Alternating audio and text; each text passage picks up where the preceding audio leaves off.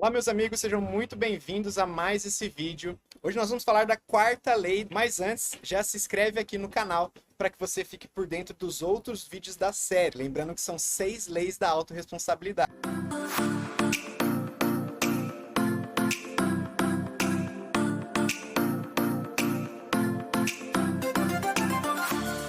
Eu sou Fernando Belan, sou coach integral sistêmico formado pela Febracis e hoje nós vamos falar de um assunto muito importante. Sabe aquele hábito de reclamar da vida, de focar sempre no que está dando errado? Pois é, essa mania de buscar atenção falando dos nossos perrengues do dia a dia pode ser uma verdadeira armadilha.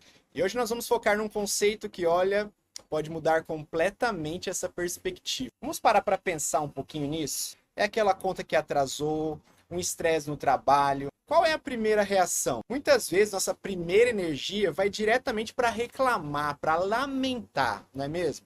É aí que mora o perigo. Essa mania de reclamar de tudo nos joga diretamente para uma armadilha chamada de vitimização. É um estado mental que literalmente aprisiona. Mas calma, existe uma ferramenta, existe uma chave poderosa para você sair e virar esse jogo de verdade. Essa chave se chama autorresponsabilidade. A ideia que vem do trabalho de Paulo Vieira é muito simples, mas ao mesmo tempo profunda. E ela diz o seguinte: cada um de nós é o único responsável pela vida que tem. E por consequência, também é o único que tem poder de mudar essa vida. E olha que metáfora incrível para entender tudo isso. Imagina que a vida é um barco.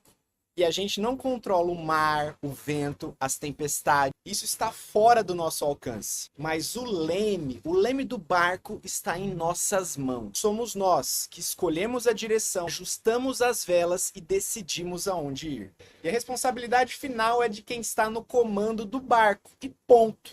E dentro desse grande conceito de autorresponsabilidade, existem 6 leis. E hoje a gente vai focar especificamente na quarta lei. E essa é daquelas que, se a gente entende, já consegue provocar uma mudança de perspectiva incrível.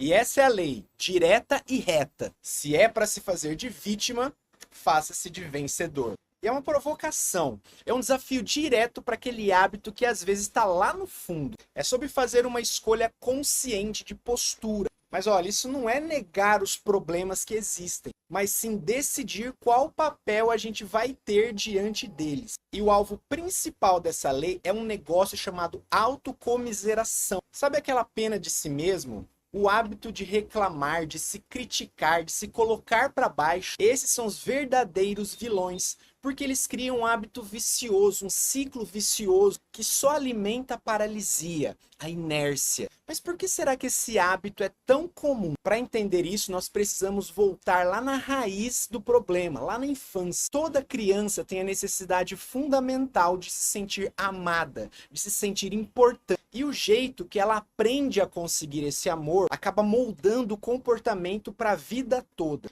E pensa numa cena, uma criança que no dia a dia não tem toda a atenção que gostaria. E de repente ela fica doente. E o que acontece? O mundo para. Os pais se voltam totalmente para ela, com cuidado, carinho, atenção. E naquele momento o cérebro da criança faz uma conexão muito poderosa. A lição que fica gravada lá no inconsciente da criança é o seguinte: sofrer é o caminho mais fácil para ser amada. Dor, o problema, o sofrimento vira uma espécie de moeda de troca para conseguir afeto e carinho. E esse padrão sutilmente vai se arrastando até a vida adulta. E qual que é a consequência disso? Um adulto que, sem se dar conta, se autossabota, se vitimiza, sofre, cria crises, fica doente, arruma problema. Tudo isso para tentar criar aquela dinâmica da infância e conseguir atenção. Mas muito cuidado, é um ciclo de declínio que a própria pessoa provoca em busca de um ganho emocional. Pois bem, agora vamos para o lado prático. Como que essas duas mentalidades, a de vítima e a de vencedor, aparecem no dia a dia? A diferença, como a gente vai ver, é gritante. Primeiro cenário, a busca por atenção. A postura da vítima é usar o sofrimento como isca. Fala da crise, dos problemas, da dor, das contas, esperando que alguém sinta pena dela e lhe dê atenção. Já a postura do vencedor é outra. Ele entende que o sofrimento só atrai mais sofrimento e decide conscientemente construir uma narrativa de progresso, de ação. Fale como um vencedor. Isso é fundamental. E não é fingir que não tem problemas, é sobre escolher as palavras, é sobre usar a linguagem para construir uma realidade de força, de capacidade, e não de fraqueza, de carência. E lembre-se, as palavras têm poder. E outro exemplo clássico. Um revés profissional, tipo perder uma promoção. A vítima vai focar em quê? Em achar culpados. A culpa é do chefe, da empresa, do destino. O foco é sempre externo. Já o vencedor olha para dentro e se pergunta: ok, o que eu posso fazer para mudar isso? O que depende de mim? O foco muda da culpa para a solução. E isso nos leva de volta lá para a imagem do barco.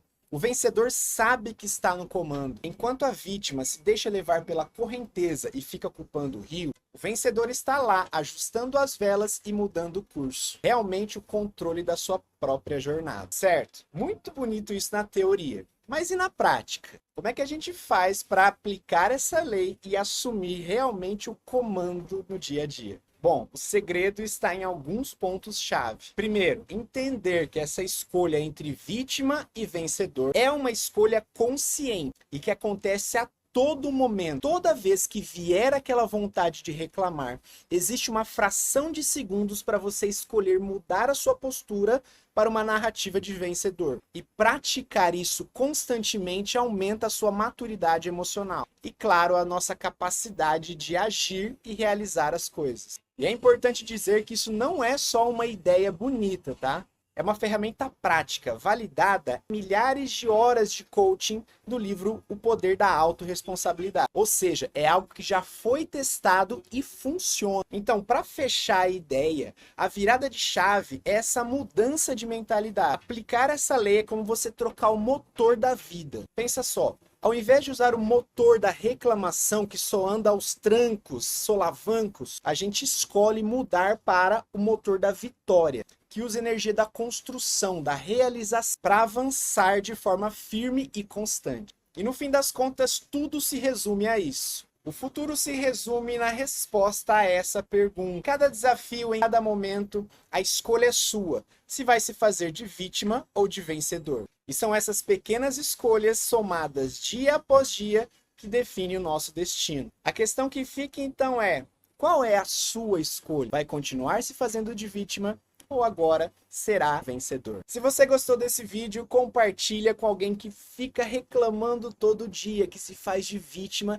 e precisa mudar esse pensamento. E já se inscreve aqui no canal para acompanhar os próximos vídeos sobre autorresponsabilidade. Grande abraço e até a próxima.